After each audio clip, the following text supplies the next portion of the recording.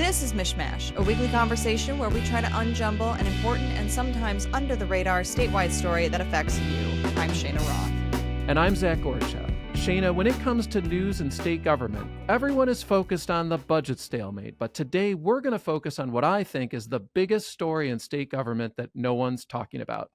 Governor Gretchen Whitmer's administration is moving toward a huge change in how 300,000 Michiganders receive behavioral and mental health care in the state that involves $5 billion in tax dollars.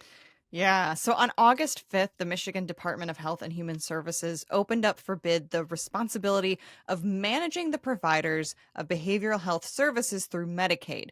Now, currently, there are 10 entities called prepaid inpatient health plans, one in each of 10 regions in the state, and they function like an insurer for people receiving mental health services through Medicaid.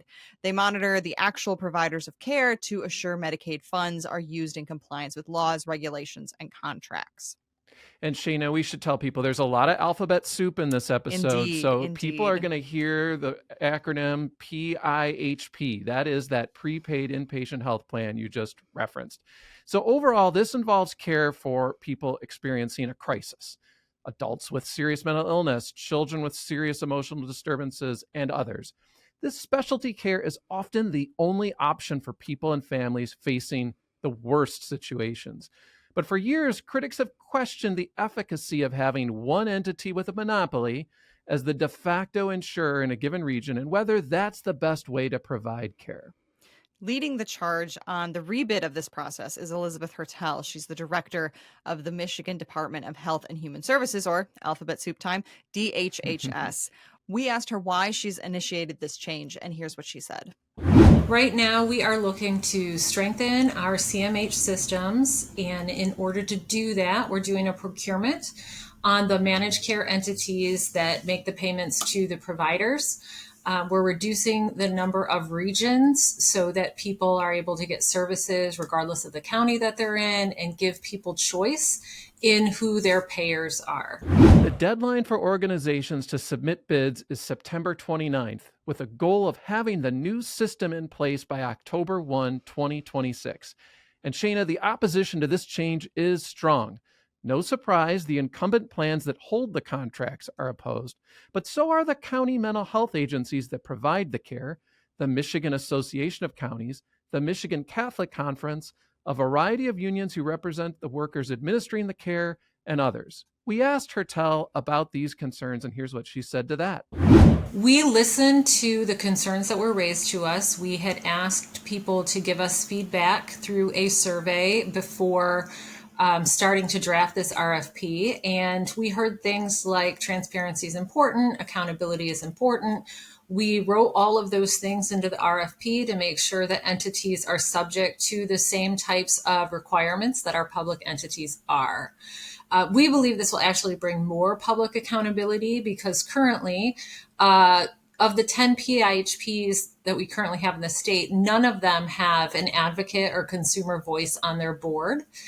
This RFP will require 1/3 of those board members to be a consumer or a family member of a consumer of services, which we think is incredibly important in directing how services and payments are managed in the state. So we're really looking forward to seeing how this can strengthen the CMH system.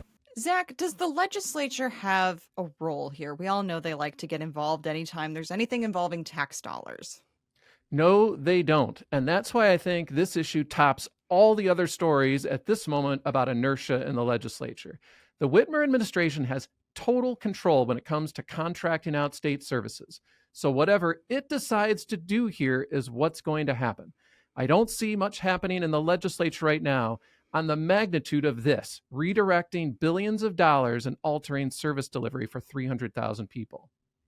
So now that we've set the table on what's happening here, we're going to hear from the supporters of these changes and the opponents who believe the current system works better. So stick around. We'll be back right after this short break.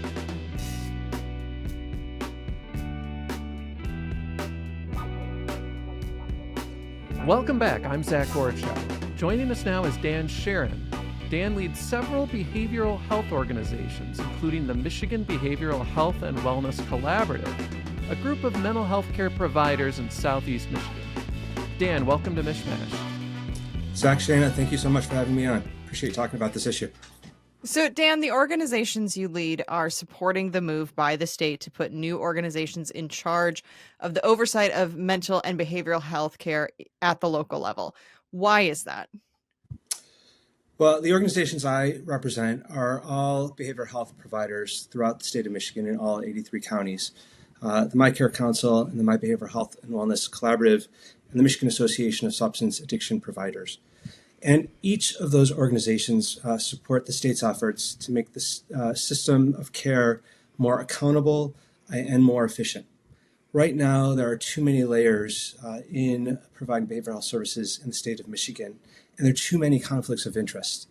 And we support the state's efforts because now they are asking the PIHPs to choose, do they want to be a service provider or do they want to be a funder?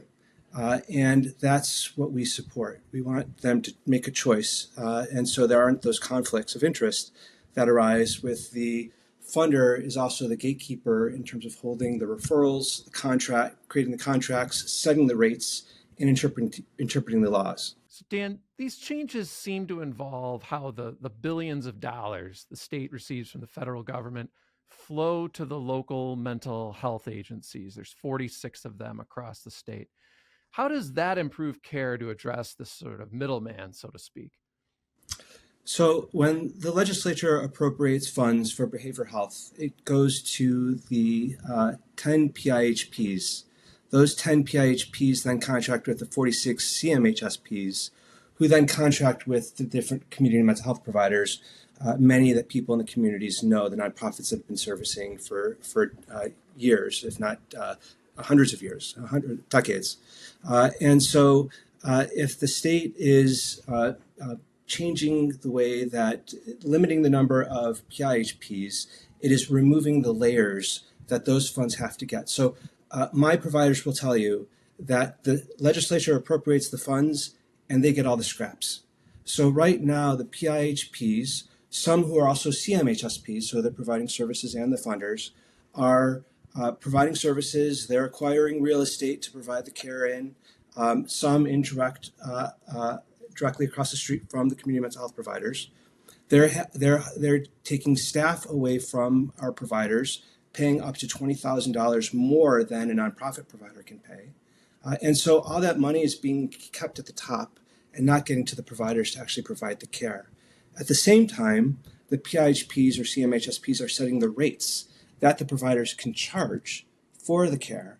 And that differs in every region across the state.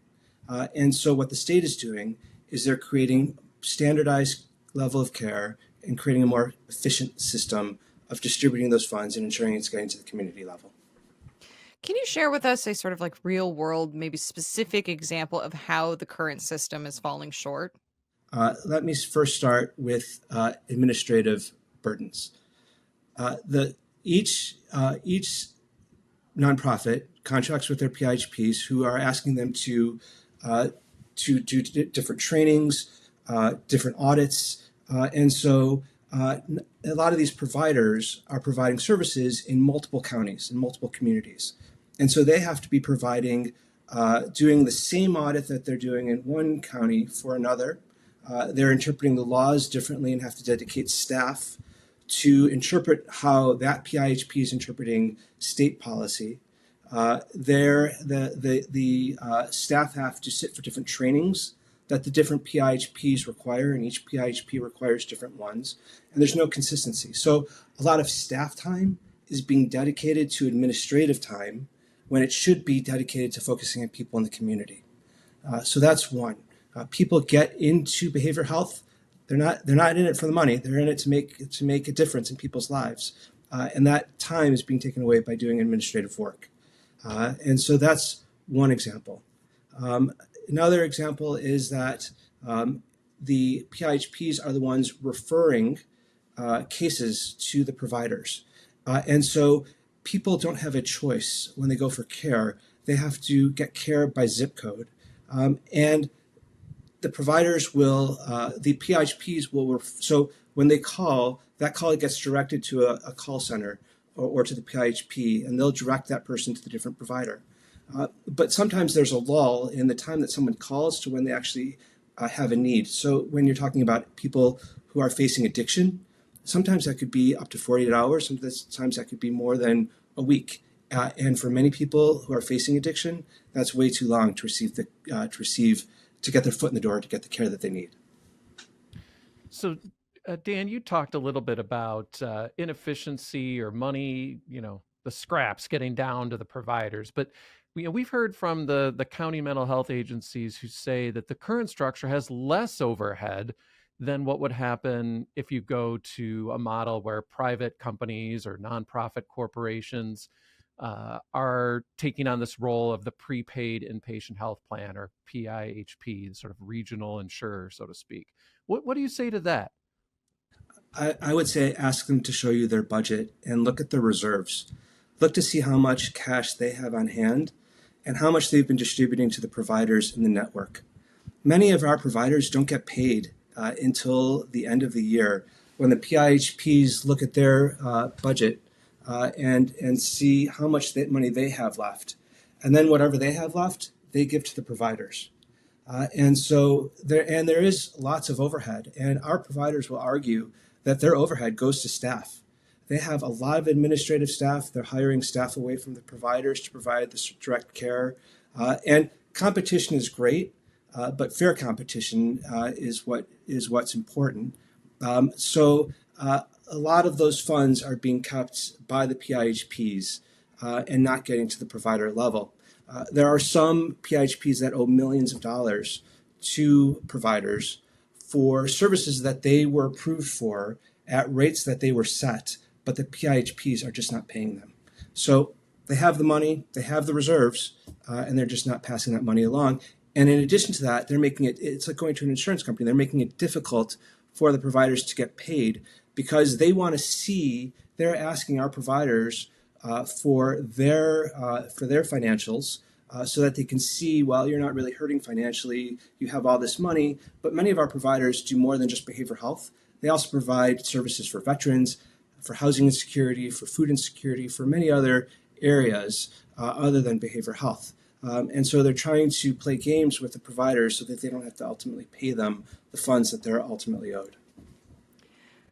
So the critics of these changes say that they're not going to address the root causes of lack of access to mental and behavioral health care. Things like a shortage of psychologists and psychiatrists, underfunding, lack of inpatient capacity. What is your response to that? I mean, staffing is a problem, and that's a problem that needs to be addressed. It's not going to be addressed with this redesign. That's going to be a separate issue on how the state deals with credentialing and licensing issues. I'm a lawyer, and it's much easier for me to practice law in the state of Michigan than it is for somebody who wants to be a social worker or a psychologist. So staffing is an issue that the state needs to work on, and frankly, for all states to work on. But that's an issue that's outside of this. What this is all about is for people to, what this redesign is all about is for people to access care when they need it and where they need it and get it in an efficient and accountable way. So how does this get fully into place, this plan? DHHS is requesting proposals with the goal of having it implemented by October 1, 2026. But what's going to need to happen, do you think? Ultimately, the state will select the PIHPs for the regions that they have narrowed it down to based on the criteria that they have set. And then they'll look to make those, to implement it in a way that's fair and accountable. I'm not sure what laws need to be changed right now. I think that they've been careful in terms of how they design their RFP to fit within the mental health code. But laws, but that's something that we as providers are taking a look at because we want to take this opportunity to create a more efficient and effective system. I know that there are others that are looking to throw challenges along the way, but ultimately this is a contractual issue between the state and whoever they decide. So what we're concerned about as providers is that the PIHPs are taking advantage of the opportunity now to see what they want to do. If they want to become a PIHP or if they want to spin off as a nonprofit or do both, have their cake and eat it too. So right now, I am aware of PIHPs that have approached providers to say to them, we are going to take over your crisis care. Not only are we going to take over your crisis care, but we are going to take over all of your staff providing that care. And so PIHPs are already positioning themselves to take on services that they haven't provided before so that they can cushion themselves under the newly redesigned system. And so that is something that we are extremely concerned about because there is no oversight over behavioral health in Michigan right now. And we want oversight over this transitory period and guardrails created to protect the community mental health providers in the region. Right now, if a community mental health provider has an issue, the only way that they can address that issue is by going to their PIHP, who's also their funder, who's also their competitor. There's no dispute resolution process. There's nowhere we can go, our providers can go to resolve issues. So if our providers speak up, they are retaliated against by the PIHP in the form of having contracts withheld, having referrals slowly taken away, and not getting future contracts down the road. And so in the new system, we hope that those issues will be addressed because those are the conflicts that I was talking about. And if not, I hope that the state will put up guardrails to ensure that there isn't retaliation, that there are no conflicts moving forward. All right, Dan, thank you so much for joining us here on Mishmash. I really appreciate you both taking a look at this issue and trying to make something so complex so easy to understand. Coming up after the break, we talk to Bob Sheehan, Executive Director of the Community Mental Health Association of Michigan, and we talk to him about why the agencies who provide the care oppose changing who manages them. We'll be right back. Welcome back. Joining us now is Bob Sheehan, Executive Director of the Community Mental Health Association of Michigan. Bob, let's start with the basics. What do community mental health agencies actually do? Thanks, Cheyna. By the way, thank you for having me on. They've been the safety net, the mental health safety net since the 60s in Michigan. In every community in Michigan, there's a CMH, is the acronym, CMH Center. They provide the whole range of services for kids with mental illness, adults with mental illness, and persons with developmental disabilities, and in most cases, substance use. There's a substance abuse wing in some of them, and there's a partnership almost always with the substance abuse community. So they've been there. It's A to Z. It's everything from office-based psychotherapy to inpatient care, home-based care, support in the home, innovative evidence-based practices. So it's it's a safety net. It's a public utility. They're always there. We don't leave town. We can't. We've been there since the 60s and hope to be there for, 60 more years. So, Bob, as you know, the Michigan Department of Health and Human Services wants to change who's in charge of flowing money from the government to the agencies you were just describing, the mental health agencies. Right now, there's 10 organizations in 10 different regions of the state known as prepaid inpatient health plans, and they're in charge of overseeing the local agencies. But you think the current system works just fine. Why is that? Well, I wouldn't say it works just fine. Every system can be improved, but you don't throw away the fundamental structure when you want to improve a system. It's been a publicly driven system with a 2% overhead to pass the money on to the CMHs. The private systems have a 15% overhead. That's the non-benefit that insurance companies take. Secondly, it's open to the public. It's the Freedom of Information Act, the Open Meetings Act, all apply. Those PIHPs is the acronym, were created by the CMHs. They're appointed by the county government, builds them. They're open to public access and the whole dialogue with their community. And again, they can't leave as well. They can't say the market is no longer profitable. We're going to leave town. That's the system we want to build from. Are there improvements? Like every improvement, every hospital, every business, every mental health center wants to improve. But throwing out the fundamental framework is not how you improve something. Only 10 organizations spread across 10 regions. Some people listening might think that doesn't seem like enough to cover Michigan with 83 counties. Of course, there are the local agencies. But how does the existing system ensure all needs are met? That's a great point. So the CMHs still retain that obligation, the local CMHs. There are 46 CMHs, again, covering every county. Some are single county CMHs, some are multi-county. That's where that rubber meets the road. That's where the obligation to make sure everyone's certain needs are met. The PIHPs then, those 10 regions, it's their job to ensure that that's happening by oversight, site visits. In fact, in the old days, if you think about it, there was one overall body, used to be called the Department of Mental Health. That body was in charge of making sure people locally got what they needed. But you don't need 46 overseers of 46 provider groups. What you need is one that does it uniformly, relying on the expertise and the local accountability of the locals and ensuring that by site visits and in-depth audits.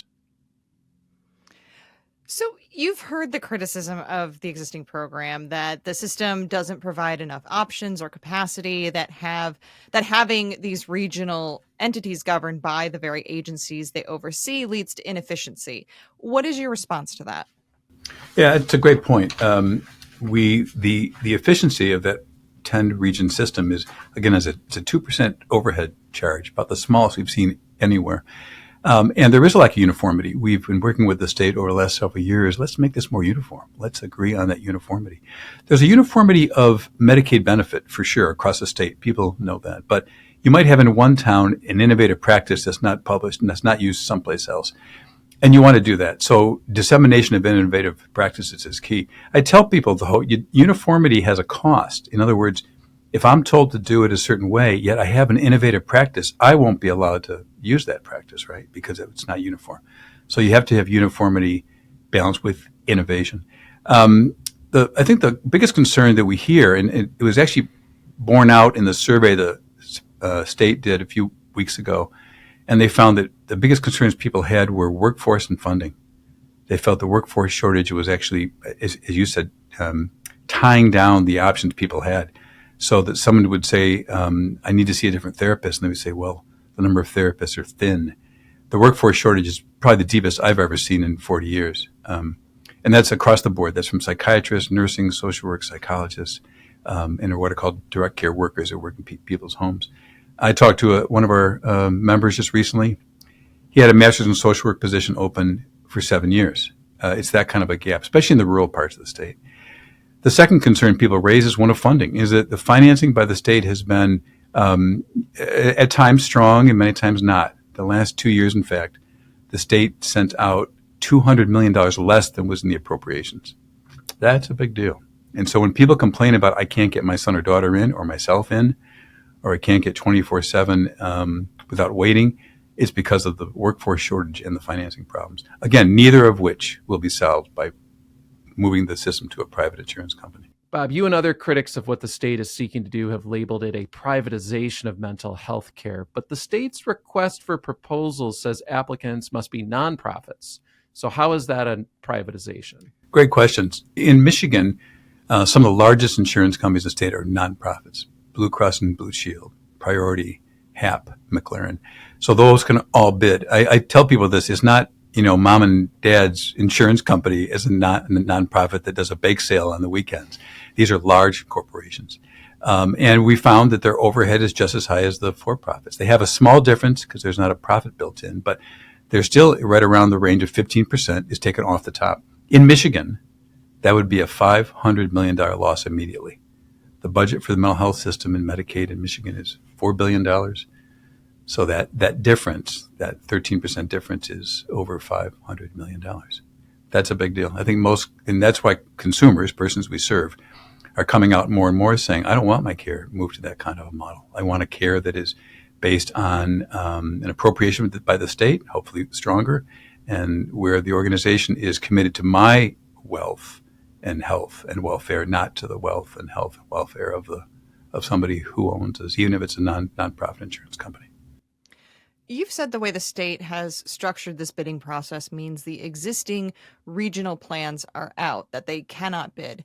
What is the risk of eliminating them from the process? That's a great point. We've had a PIHP-like structure since '97. And when I talk to my colleagues across across the country, they're always impressed we have a publicly driven managed care system. So when they're out, then you're left with only the private insurance companies. The reason those current folks can't bid is because the way the state has structured the system is the CMHs actually appoint the board members of the PIHP. It's not legally a conflict of interest because the PIHP's function is to fund the CMHs. I mean, people forget this, but the state has an obligation to fund the CMHs. They gave them that duty in the 1960s. They just happened to use Medicaid to do that, like most states do, and they wanted to go through a managed care operation. It doesn't change that obligation. So if you lose that public interface between the state level and the local, and it moves to a private company, those private companies, we've seen it in most states, are going to move to say, we're going to contract with anybody we want to, no longer the public system. And what we've seen in other states is cherry picking. We've seen that provider rates drop dramatically, and they purchase from providers without the experience or the commitment that the CMHs have had. Bob, is there enough oversight of this system as it's currently designed? I mean, yes, 46 county or multi-county mental health agencies are overseen by boards that are appointed by elected county boards of commissioners. So there's some public tie-in there. But what about these regional hubs we've been talking about, the prepaid inpatient health plans that are in question as part of this bid? Isn't the state exercising some oversight here? They are. In fact, they oversee both. They oversee the CMHs and the PIHPs, the regional bodies. And the number of reports, we just showed somebody a list of this, the number of reports that PIHPs and CMHs do are in the dozens. There are the equivalent of one site visitor per day on the site of the CMH or PIHP throughout the entire year. That's how much oversight is done. I would like to work with the state to build much more robust oversight, but not as voluminous. I mean, you can build oversight in ways that are really quality improvement focused without a stack of reports that are beyond mind-numbing. I think the ability actually for the report receiver to use them to ensure quality and accountability and drive innovation is limited. Just the volume is so high. It's also true for the report generator.